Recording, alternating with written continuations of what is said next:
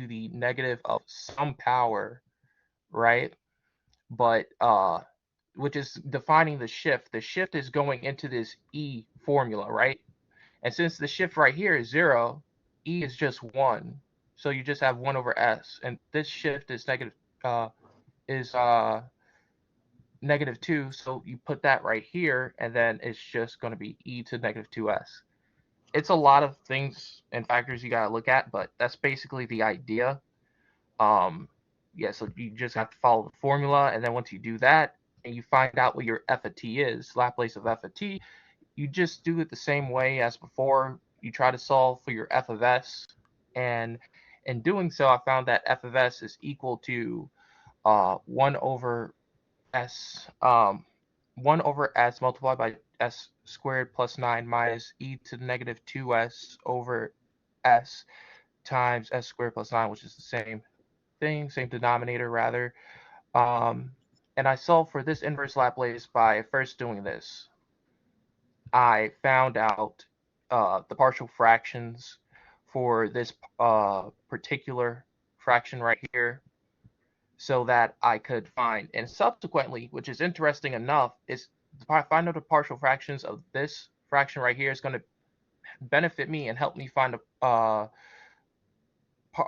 my god, the inverse Laplace of this right here.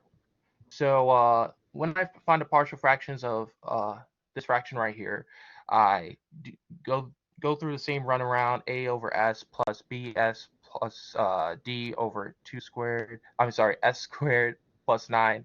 I do that because right here, this is just, we're just going one value less than what you call it, the denominator. Well, not value, but coefficient less. And so I just put a, and then I put bs plus d, because this is less than this square right here. I solve for the coefficient values. I find out what a, b, and d is equal to, and then I find out that once I substitute in the values, I could put it into this form in particular. So a is going to be 1 over 9, and then b is going to be negative 1 over 9, and d, we don't care about that, so we just keep our s. We could take it out right here, take out that negative 1 over 9, find the inverse Laplace of this, take out the 1 over 9, find the inverse Laplace of that. And the inverse Laplace, interestingly enough, of 1 over s is u over t, as described, because at first I was sort of confused, because like sometimes like some of the fractions, well, some of the functions could go like back and forth. Like for this right here, this could go back and forth. If you try to find the Laplace of this, you'll get this back. But this is like sort of new, in which we see the circumstance that we get u over t for the inverse Laplace of something, which is the unit step. And this one, you have to apply the idea that I showed initially with the shift being this right here, but you're working backwards. So instead of like identifying, oh, the shift is that, so it's going to be e to the shift s, you're going to work backwards and then derive the unit step function. And when you're deriving the unit step function from this particular form, all you're doing is finding the inverse Laplace of this in particular. So you're just taking out the e to the negative 2s, and you're finding the inverse Laplace of that, right? But you're also identifying that you have a shift, which is just minus 2. So it's so the answer is really this, right? Except you're going to put take into account that shift. So it's going to be t minus 2, right? 2, because of this shift right here. So it's all of this with the shift included, which is going to be this right here. So it's basically the same thing, but it's like you have to include that shift right here, and you also have to multiply by u of t minus 2. So it's the function, well, the unit step function with its shift multiplied by the inverse Laplace of this with the shift included. So it'd be u of t minus 2 multiplied by the inverse Laplace of this, which is just basically this right here with the shift included. So yeah, it's a lot that you have to take into account for, and the shift could be annoying at times, but yeah, that's the answer. Thank you. Thank you. Great. You know, in the end, we have been in school for so many years. In the end, is to have self-study ability. And I think, Christian, you got it. Thank you. Good explanation also. And also, we need to appreciate how smart those mathematicians are. They have find out how to deal with every kind of situations. So this one I haven't talked about it yet. It's for the step functions. Anyway, let's see who's ready. Albert is ready, right? Albert.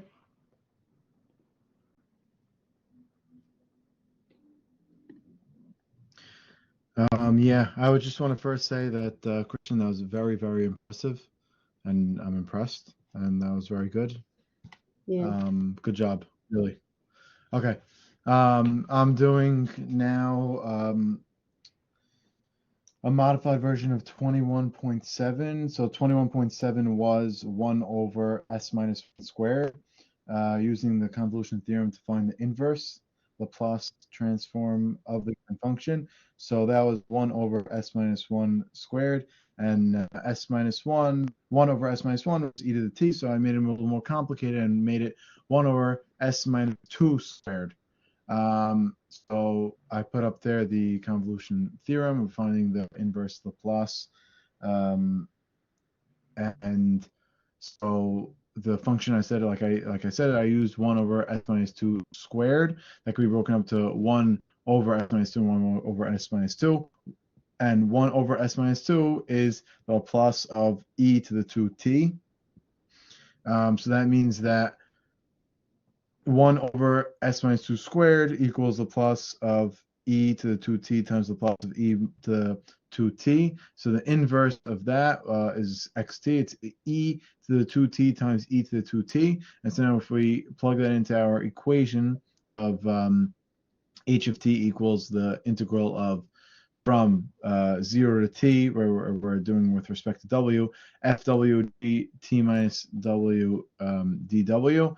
So we get the integral from w equals 0 to w equals t, e to the 2w times e to the 2t minus w dw. And then I multiplied them, I got e to the 2t plus w, still getting that that integral with respect to dw. I did a u substitution where u equals 2t plus w. Oh, do you still hear me? Hello? Yeah. Yes. Oh, sorry, it went away. Yeah. Okay, You're sorry. almost So I put in. Sorry. I said we can hear you. No problem. You're almost Oh, finished. okay. Oh, okay. Sorry. So then I use u substitution, and I got 2t plus w. And so then that means that we have 3t and 2t as our bounds. And we got from 2t to 3t e to the u du, which is, and the integral of e to the u is e to the u. From 2t to 3t, so e to 3t minus e to 2t, or current as e to 2t parentheses e to t minus 1. Okay, nice. This is a convolution. Convolution. Yeah. The dot. Maybe use, I don't know. Yeah, maybe use the star. Use a star to represent the convolution. Because usually we Instead use of a dot? yeah, usually we It's use not dot. multiplication. Yeah, right. Okay. Okay. Thank you. I'll Thank do you. that. Thank you. Okay, thank you, Albert. Okay, who's next? Ryan, are you ready? Or anyone else like to present?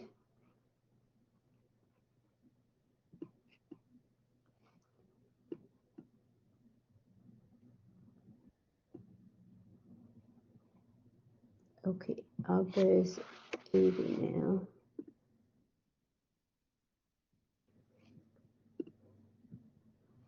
Oh, okay. All right, so I'm going to talk the convolution. Okay, so I have 2 lectures to talk. And one is convolution, another one is step function.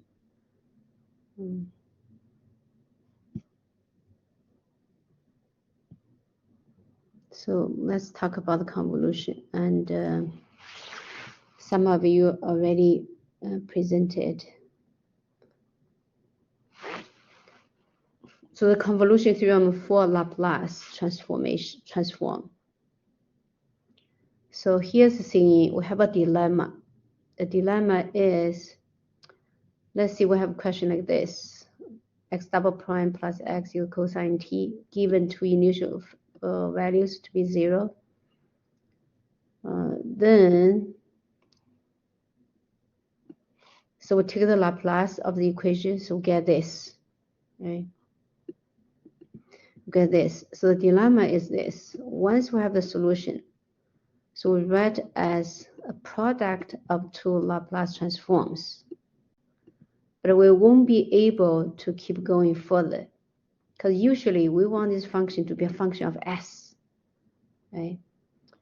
And but this one, you know, up to here, we cannot go further anymore, because we cannot write the product of 2 Laplace transform to be Laplace transform of the product of 2 functions. Cannot do that.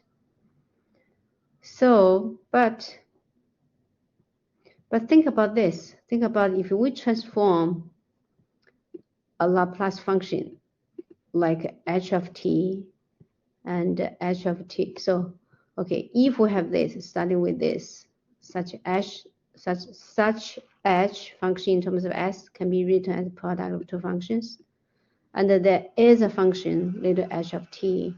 So when we do Laplace transform, we do get a product of 2 functions, right? So what is this?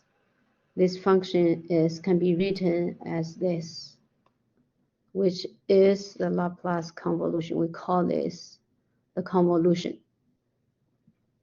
right? So the dummy variable, so think about the w-axis, we cut it into infinite pieces, starting from 0 up to t. H is a function in terms of t, right? We have this 1 f of w, and then g takes a t minus w. Right? So in this case, the transform of little f is capital F of s. Transform little g of t is capital G of s. So give this a name. We call convolution of f and g. Right? We call h is the convolution of f and g. So basically, we use this start, use this this notation to represent the convolution. So we write as h is a convolution of f and g, and the definition is this. Okay, the definition is cutting w-axis infinite many pieces. Lower limit is 0, upper limit is t. T is a variable for h, and f of the dummy variable w, and the g takes a t minus w as the input. So when we take a Laplace of this convolution, so we get product of 2 Laplace transformations of each. So that's why we need this convolution, because of the dilemma like this. So let's see this example. So we'll go back to this, like x double prime plus x equal to cosine t, and the given 2 initial to be 0. So a solution is this, s over s squared plus 1, 1 over s squared plus 1. Okay.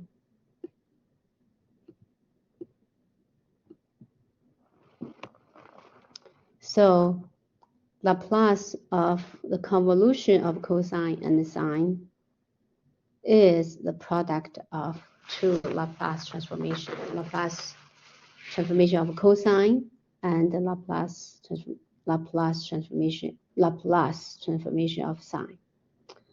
And little x equals to, so the solution is little x of t is the convolution of cosine and sine. So we will calculate this later. So to see exactly what is this convolution, because still we want to have a function which is, you know, as a function we understand the convolution. What does this convolution bring us to? We will see later. So let's calculate the convolution of f and g, right? When f of t is constant function, for t goes from 0 to 2 and 0 otherwise, and g of t is constant for t goes from 4 to 7 and 0 otherwise. Right? So let's use the definition. Convolution of those functions equals integration in terms of w. Usually we call these dummy variables, and goes from 0 to t. We have f of w times g of t minus w. And well, both of them are constant functions, right? So let's graph f of w, g of w, g of negative w, and g of t minus w. F of w constant function, g of w constant function, g of negative w, it just, you know, just negate the, but we still get, because negate the input, but the function value stays the same, so it's still constant function. T minus w, right? T is just a variable minus w. We still get the constant function. Only the variable is being shifted. Right? First, w is being reflected over y-axis. Then we use t, then we'll plus negative w plus t. So basically, we shifted the t units. But the function value stays to be 10. So f of w times g of t minus w equals 0 for this interval from 0 to 4. You see, from 0 to 4, from 0 to 4. If we multiply those two, right, we see from 2 to 4, that's just 0 for both of them to be 0. We won't get any non-zero value for the integral in the interval from 0 to 4. So the convolution of 4 is defined as this, right? So that equals 0. So this is solved by looking at those graphs. This one can be graphed. But for t goes from 4 to 9, if t goes from 4 to 9, 4 starting from here to 9, the convolution of fmg of 5 is defined as so. So we see we have f of w, we have g of 5 minus w. This is a 5, this is a 10, but both constant from 4 to 9.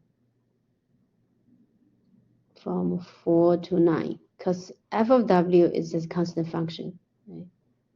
4 to 9 is a defined on 4 to 9. Oh, hold on. It's defined from 0 to 2.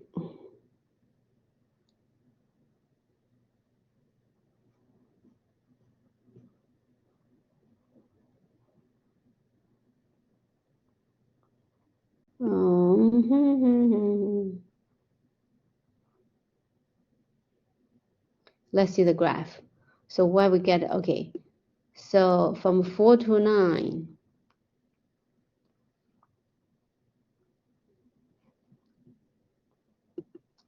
this for w goes from 0 to 5. W goes from 0 to 5.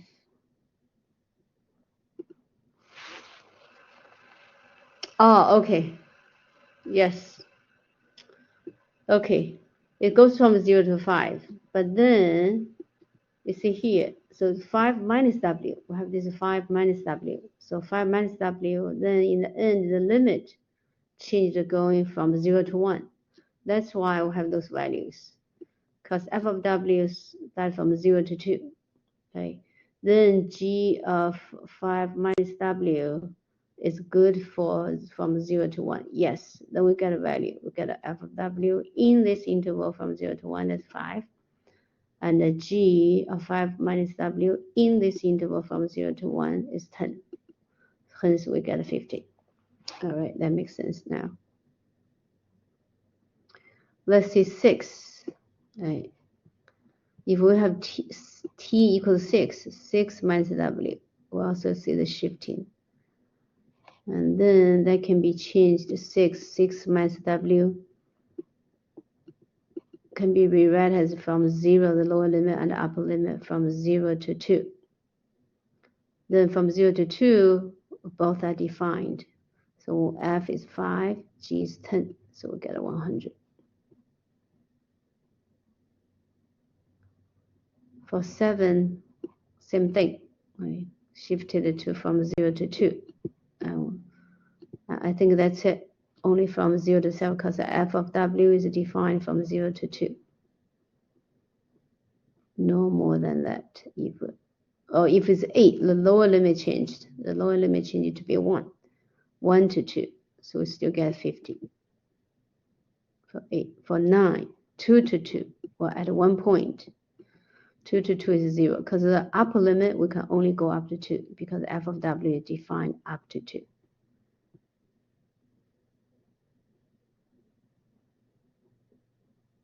So let's see this one. So this one, so this is seeing t from, okay, let's see this one. T goes from 6 to 7. 6 to 7.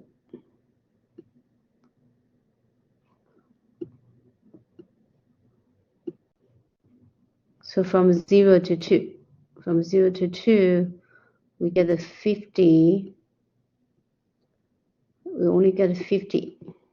Let's see the picture. So the picture is showing, okay, if t goes from 6 to 7. 6 to 7. So basically those kind of questions are solved by those pictures. By the pictures. To fix the lower limit and the upper limit by the shifting by t. Okay, so proposition. So according to those examples of the pattern given, the convolution f convolution with g is a g convolution with f. So convolution is commutative. And we can give a little proof here. So the definition of f convoluted with g is this. W goes from 0 to t, the f of w, and g of t minus w. Now let's use u substitute t minus w. So du will be negative dw. Then let's switch the lower limit and upper limit. If w is 0, so u is t minus 0, so u equals t, the lower limit. If w is t minus t, u becomes 0. So now u goes from t to 0, lower limit, upper limit. W is t minus u now, and t minus w is u now. And the dw is negative du. So negative du, we can pull this negative sign up front. Then we switch the lower limit and upper limit, because when we switch the lower limit, upper limit, they introduce a negative sign. So negative become positive. So now we go from 0 to t.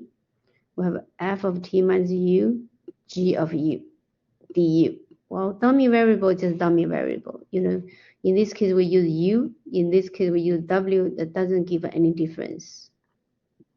But we see this now. So we have g of u times f of t minus u, which is convolution of g with f. So this is cute proof, saying convolution is commutative. Just going through the definitions and substitute the variables. Anyone has any questions?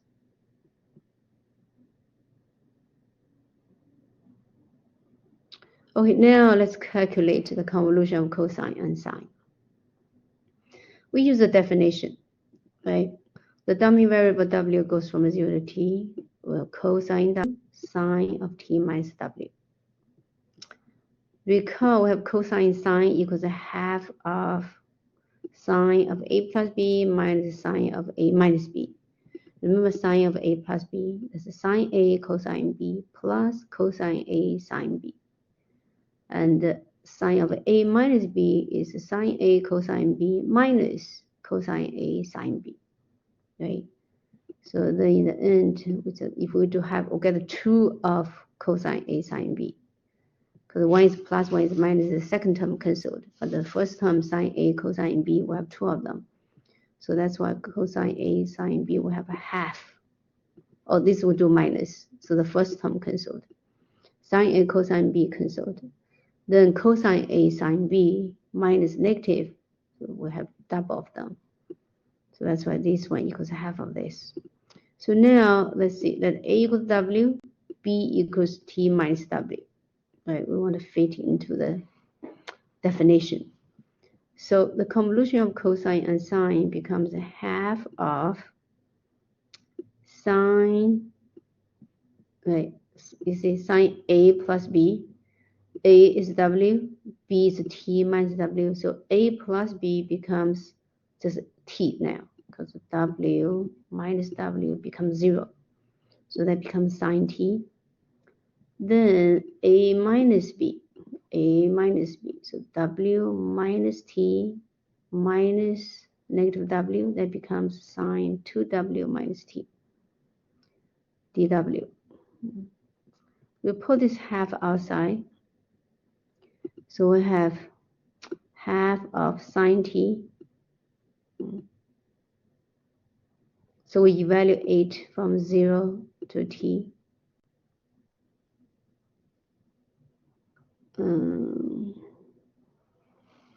Sine. Okay, let's see. Okay, of course, right. Oh, that's a mistake. I mean, that's a typo. Sorry. That's a typo here. That's a typo here. That's a typo. That's a typo here. Right.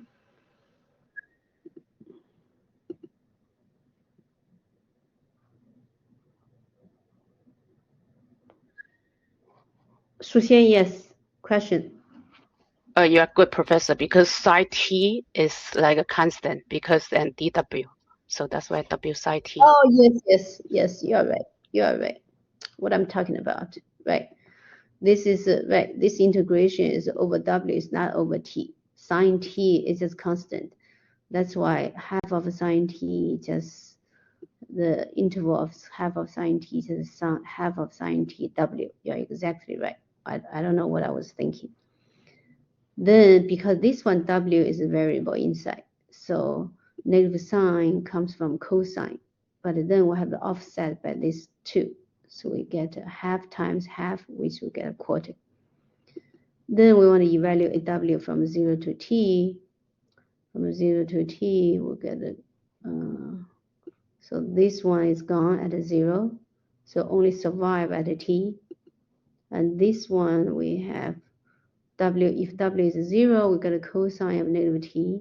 If w is a t, we get 2t minus t. So one is positive, one is negative, so those two canceled. So we're left with a half of t sine t. So the solution to this original equation with this initial condition is the convolution of cosine and sine, which is just half t sine t. So that's the beauty of this convolution. So it does, in the end, give us a function. So anyone has any question?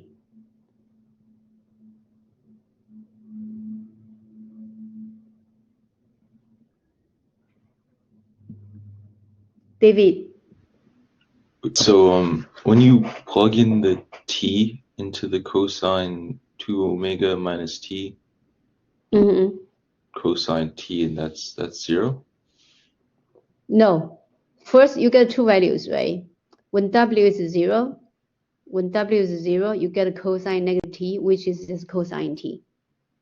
Because cosine negative t is an even function. Yeah, But when you plug in t, w into t, you have 2t minus t, which is also cosine t. same thing. Yeah. So when you do subtraction, they're cancelled. Okay, thank you. You're welcome. Okay. So now let's see this example. So we want to find the t convolute with sine t. We use a definition, right? So w goes from 0 to t, and w sine t minus w dw. So we do integration by parts.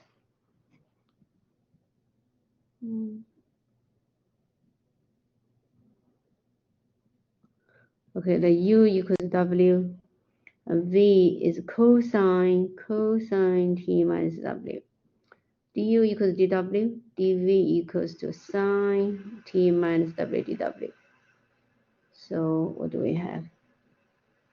So in that case, integration by parts, we have w times cosine u times v, w times cosine t minus w, then minus dv, dv du, so v du, right? So this part we evaluate from 0 to t, and this part just integrate, we get a sine of t minus w, but with a negative sign. The negative, but this is negative become positive.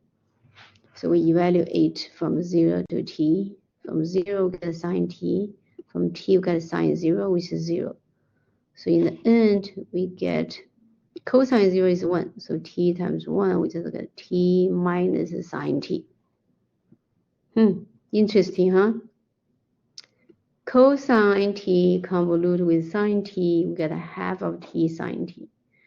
And t convolute with sine t, we get t minus sine t.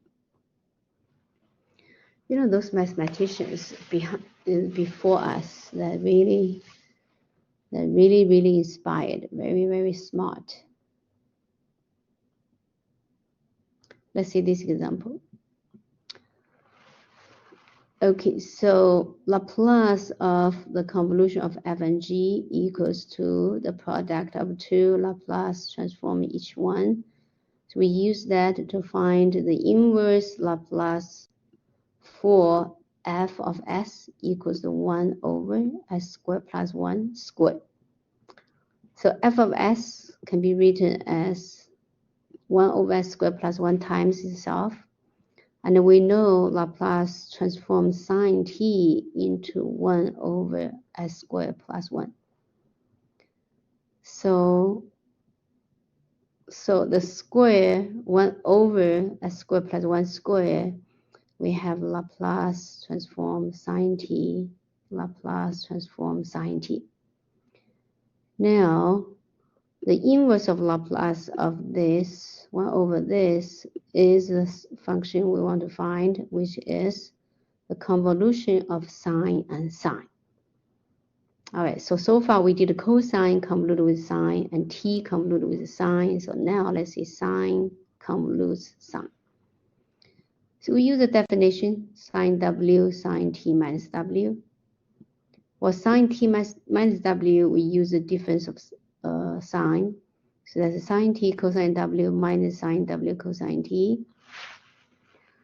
So we put back in. You have sine w times this new thing, sine w times this. So I have sine t, sine w, cosine w, that's half of sine 2w. And then we have here sine w, we have sine square w. So sine W, cosine W, we have sine square W. Sine T and cosine T again as constant, because we want to integral on W direction. So let's use U substitution.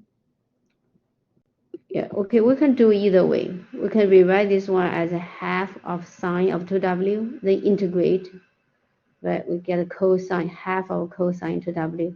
Or we could just use U substitution, call this one of the U, then the other one will be du, right? If U is sine W, then du will be cosine W dW. So this one use that. We said that let's U equals sine W, then du equals cosine W dW. So we plug in, and the other one, so sine square equals the half angle formula, right? 1 minus square root of sine W equals square root of 1 minus cosine 2W divided by 2. So square is equals to 1 minus cosine 2W divided by 2. So we plug back in. We get U du, because sine W, cosine W, just in the perfect U du form. Then here we have this. Right? We have this. So integrate. So this now is easy integration. We get so U du, sine T is constant. So U du get U squared divided by 2. Then we evaluate from 0 to sine T. So the second one is same. So we have cosine T times half. We just get a half W cosine T. And this one, cosine 2W, it just comes from sine 2W. Then we evaluate. In the end, we get this. We get sine cube T, cosine T, cosine T, cosine T, sine 2T. Okay, after simplification, so the little s of T is half of sine T minus a half of T cosine T. Okay, so that means the convolution of sine and cosine. Right, the convolution of sine of, or not sine of cosine. We did a cosine convoluted with sine, but also sine with cosine, which is half of T times sine T. And sine with sine convoluted sine is this. It's a half sine T minus half T cosine T. It's just marvelous, right? I just admire those people. They're just so inspired, so smart. Yes.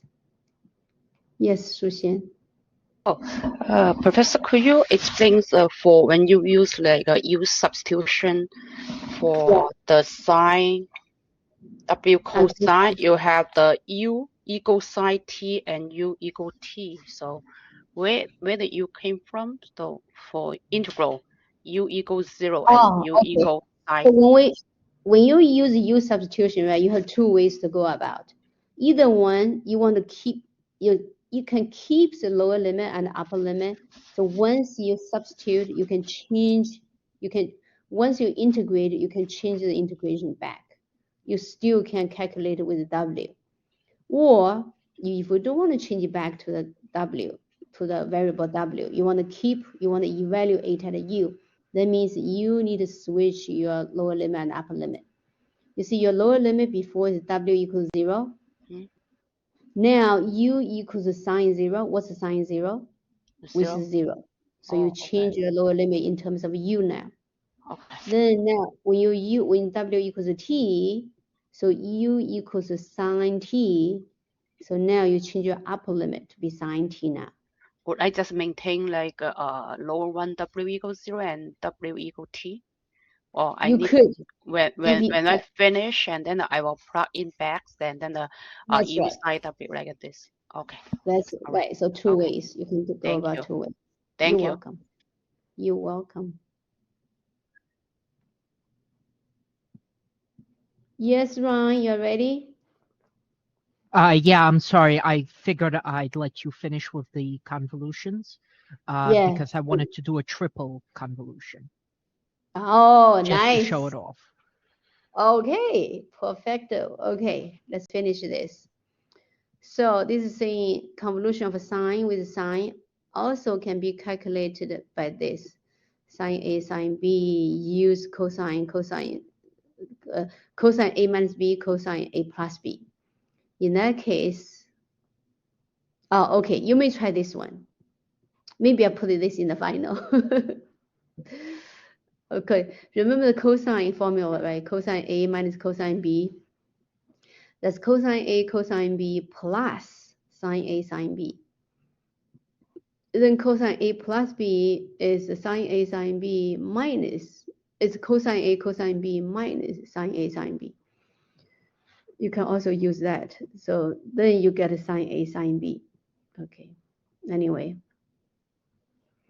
Differentiation of transforms, all right, and I think Yaprak already showed one of her in her presentation.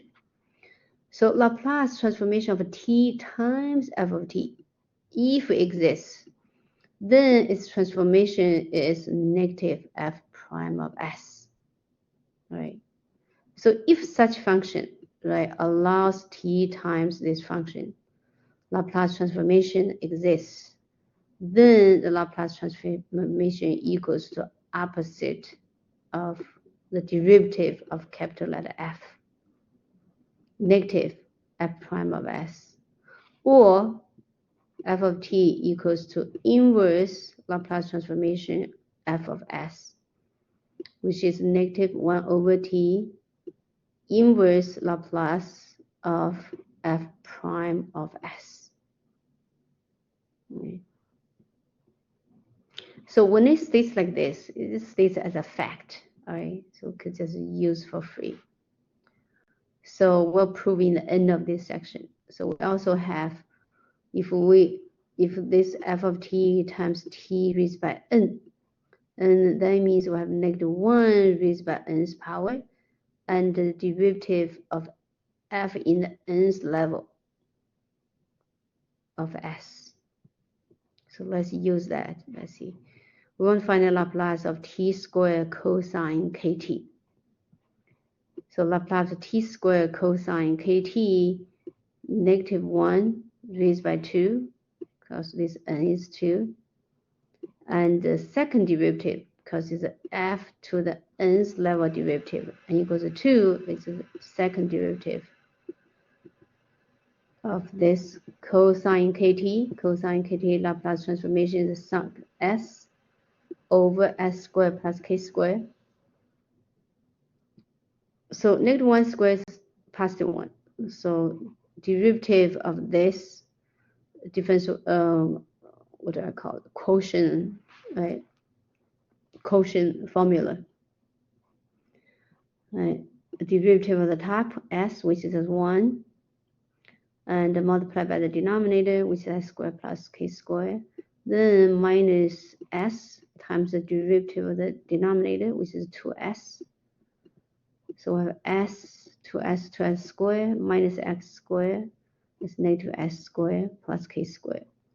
Then the denominator squared, right? Then we take the derivative of this. Use quotient rule again. Use quotient rule again. Okay, I'm not gonna go over that. So in the end, we get this. We get a function in terms of s. Assume k is some constant. All right, the variable is s. So we'll get something like that.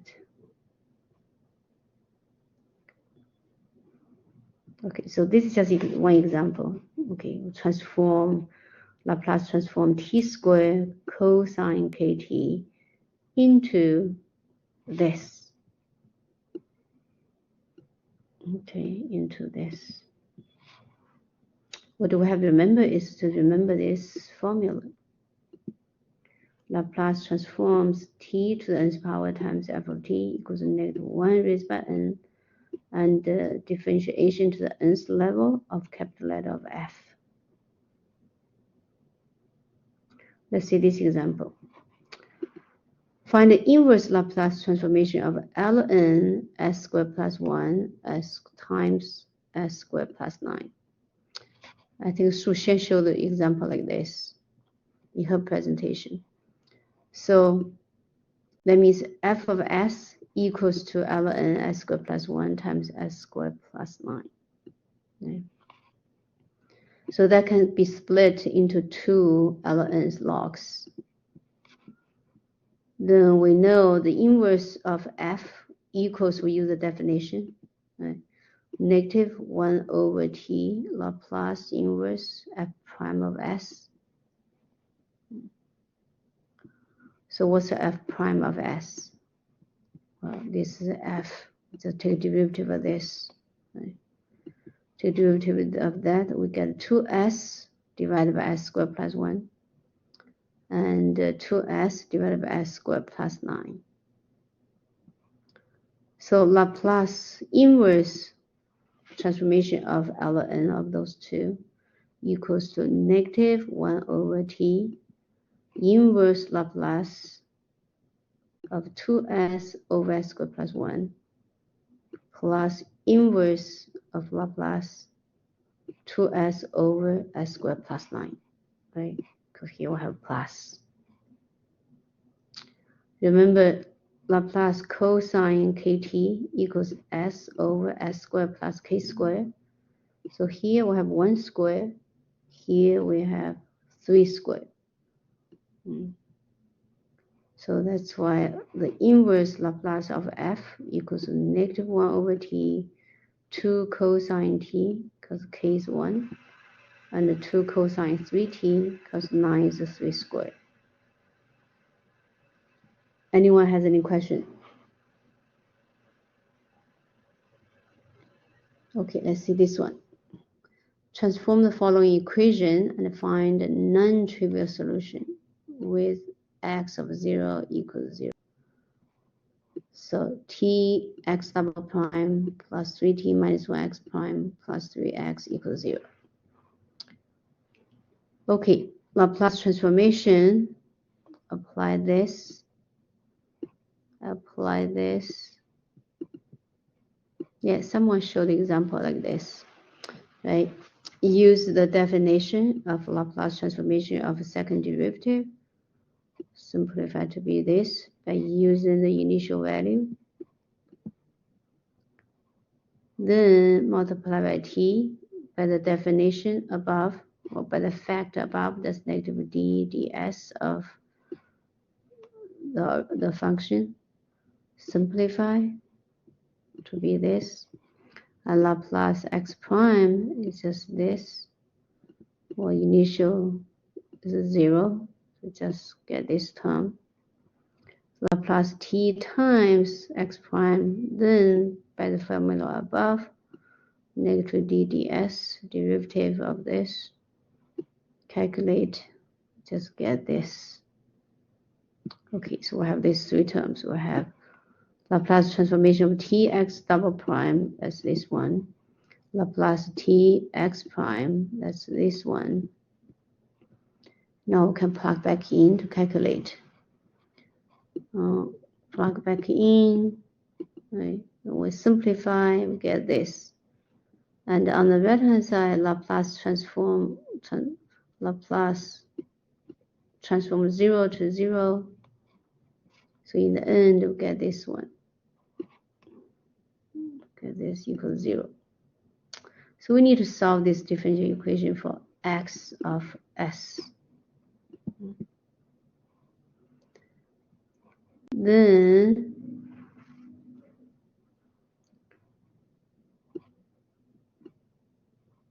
so x prime of s divided by x of s, that just becomes 3s divided by this, a negative sign. Then simplify this, just get negative 3 over s plus 3. Integration both sides, we get ln x, right? So integrate both sides. So this side we get ln of x. Then the other side we get ln of, so -3, that basically pull this -3 outside, ln of this plus some constant term. So we write as E term, right? Yaprak presented a question like this. So we write the solution into E terms, so E raised by -3 ln absolute value of S plus 3 plus C. And that equals to, because this basically E to this term times E to the C. Right? Can be written just some constant. Right? This just, you could use C1, all right? C prime, just use C1 to represent. Divided by S plus 3 cube, right? Because this is 3. Okay, then we call Laplace transform E to the AT, T to the nth power to n factorial divided by S minus A raised by n plus 1.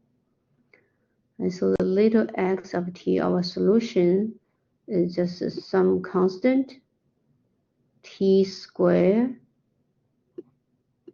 E to the -3T. Anyone has any question? David. Yeah, when you multiply, like at the beginning, when you factor and put in the factor of t inside the Laplacian of the x double prime, This one? you just take the negative derivative of s? Is that? Yeah, that's that. Remember, that's the beginning. Hold on, let's go back there. We're just using this. Just using this. You see, Laplace transform T, f of t, to the negative derivative of the capital letter F. Oh, okay. And then Yeah. I had one more question. Yes. When you integrate both sides, Right. you're integrating that of it's up, I think. It's up. No, it's on page 12. Sorry, page 12. Yeah. Page 4. When you solve page 12? Oh, page 12. Yes. Here. When it says to solve for the differential equation for x of s right there. Okay. Yeah, can you explain that? You mean when we take a log on both sides? No, when you integrate both sides, does that mean x prime of x over x of s equals -3 over s plus 3? Oh, okay.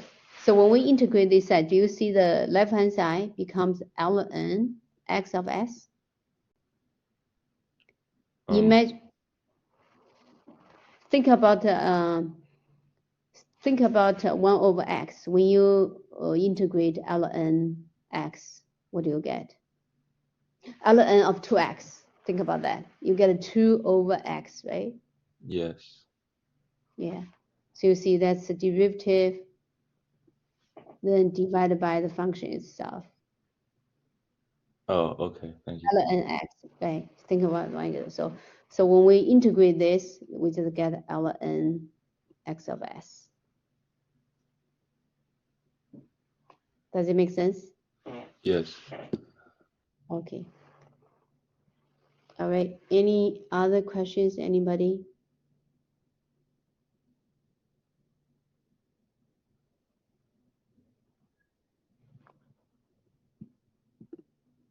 Yes, Shuxian. For the final results, capital S of t, yc is double pi over here. Oh, that's a constant. Oh. Just, you see, you have E term, right? You have E raised by this, and that one, it can be written as S plus 3 raised by 3. But then you have E to the C multiplied by that. So instead of writing E to the C power, E to the any power, E to the some number is just a constant. Okay. So C prime should be C1. Okay. All right. Just a Okay. notation. Okay. Thanks. Okay. Same thing here. You see, C double prime is confusing. It's just a constant.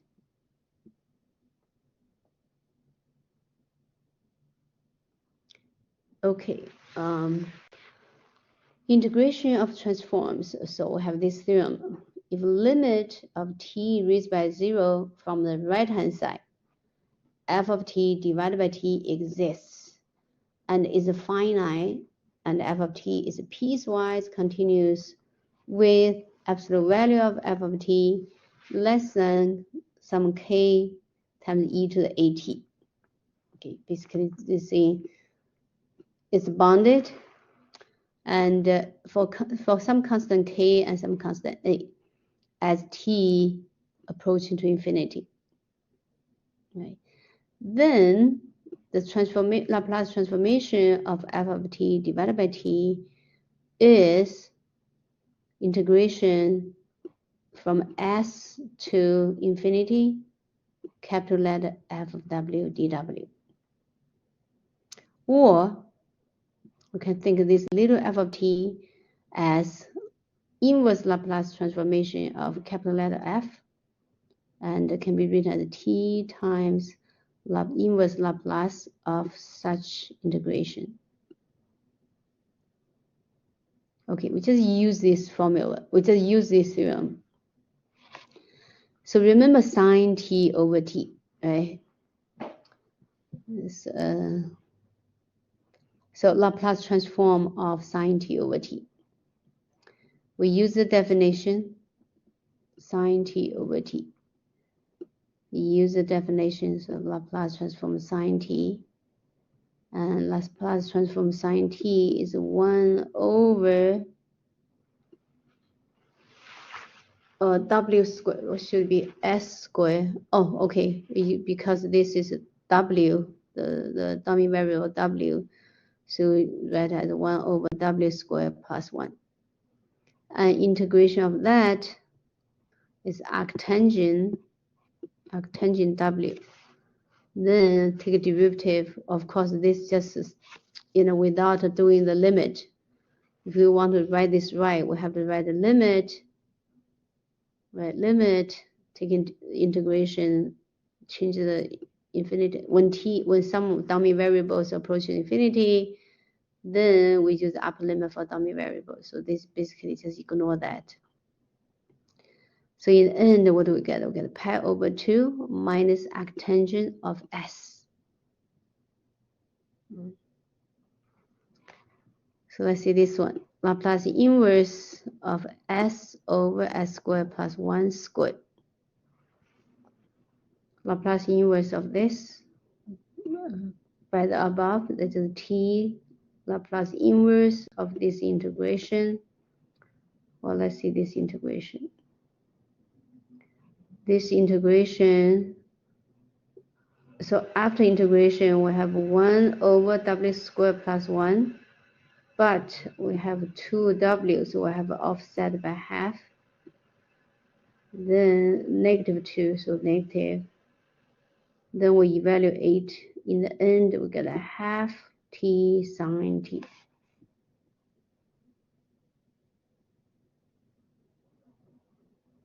Laplace inverse.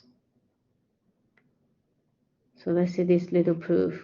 Because Laplace t f of t, according to the very above, that's negative f prime of s. So f of s is this integration e to the negative st f of t, right, by the definition. Take derivative on both sides. Then the derivative can go inside the integration sign, which means the derivative and the integration commutative.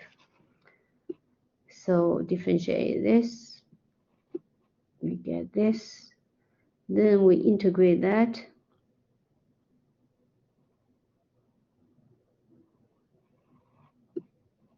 Okay, this take a little bit of thinking there. It's negative Laplace of t f of t. Right, this is by the definition, but not by the definition, by the fact above.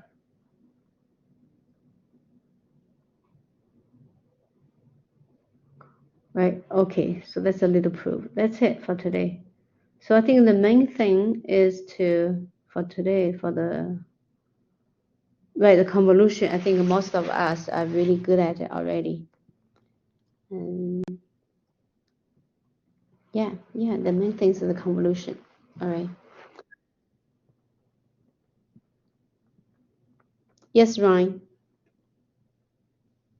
So do you think I'll be able to present quickly? It's pretty Yes. short.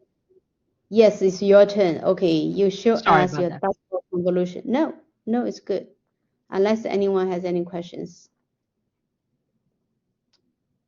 Have you made, right, you are a presenter. So basically, the first thing I did was I kind of worked backwards. I thought, okay, well, what would be three good ones to choose? And I chose this, and this, basically. Just, not thinking about how bad the integration would be. But I chose those three. I put them all together, and I sort of simplified. Now, the first interesting thing to look at is when you multiply them together, you have an extra s squared that you can pull out of every term, which means that you'll simplify it differently, which means you can either get this, or you could get this, or you could pull out only one of the s's, and so you'll have an s here and then an s cubed over here. And so all of those different things, because they all come from this, will give you the same inverse Laplace. So actually, in a You sense, can make they're all one more. You have right. S Exactly. minus 4. Exactly. You could do a bunch of different things to simplify it, and you'll get the same solution at the end. And you can be sure that always works. So here, assuming you do the algebra right. So I went with this one first. And so for now, it's a fairly simple integral. Integration by parts, etc., fairly quick, comes out to this. And that's my h of t, so to speak, because I've got three functions. So sort of f, g, and then that becomes h, and then we got I, and then h and I give j, sort of. The notation kind of breaks down.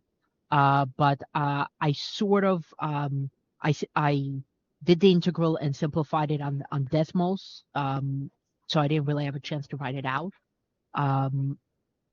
But basically, it's a pretty big integral, and you're better off doing integration by parts with that much work. So you don't really have to do integrals, but in the end, it does come out to this. And as I said before, this is also the solution of if you did this, if you did integration by parts of this, if you did integration by parts of this, basically, if you did any of that, you should come to the same conclusion, which I found pretty interesting. Yeah, it has to be consistent. Otherwise, Mm-hmm. it wouldn't work, right? Yeah. Okay, nice. Anyone has any question? Okay, anyone else like to present?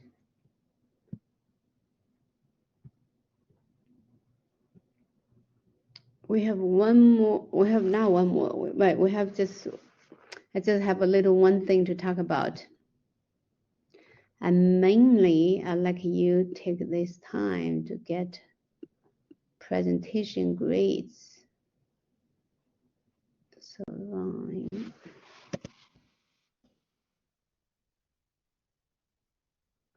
So far, so let's see the presentation. The highest one is 140, 150. 150, anybody higher than 150?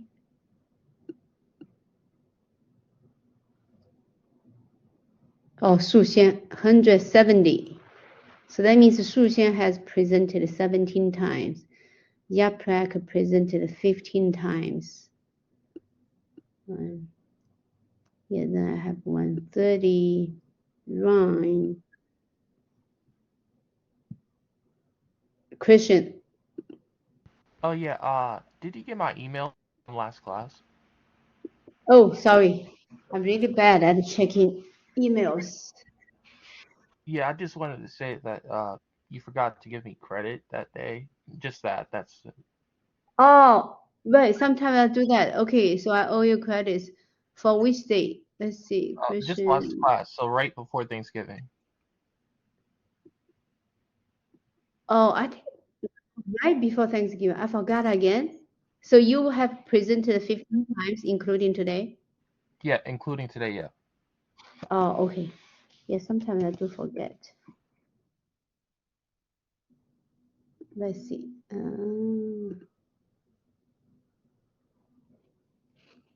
Okay, Su Xian.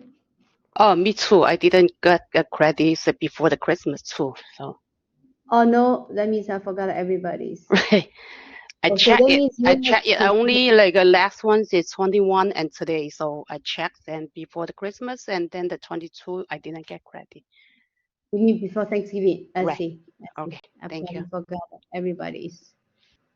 So anybody else? Let me see.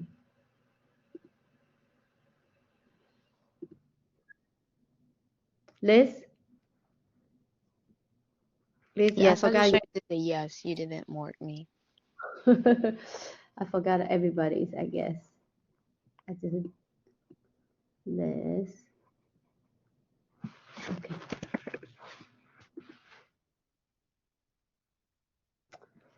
All right. What about the rest of you? Yeah. If you haven't presented 10 times yet, try to do at least 10 times. You can get a 30. Katharina, you also presented before Thanksgiving, right? Can you hear me? I don't know if my mic is working. Yes, I can hear you Yeah. now. Oh my god, yes. Me too. I think I sent you an Oh, okay. email as well. Yeah. Oh, I see. I probably forgot everybody's. Thanks. Katharina. Okay, thank you. Katharina, let me find you. Oh, yes, right here. Okay, you have reached 100.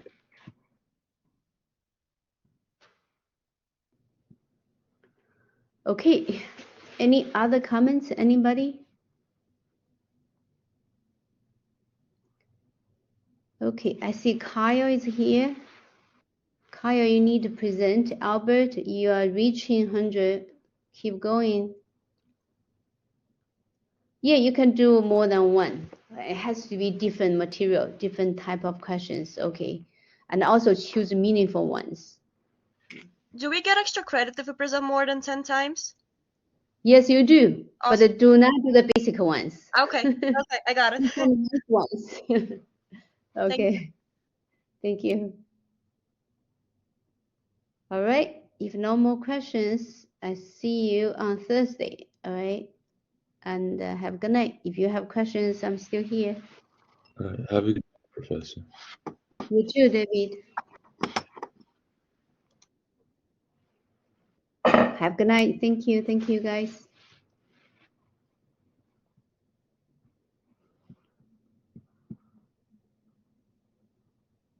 Take care.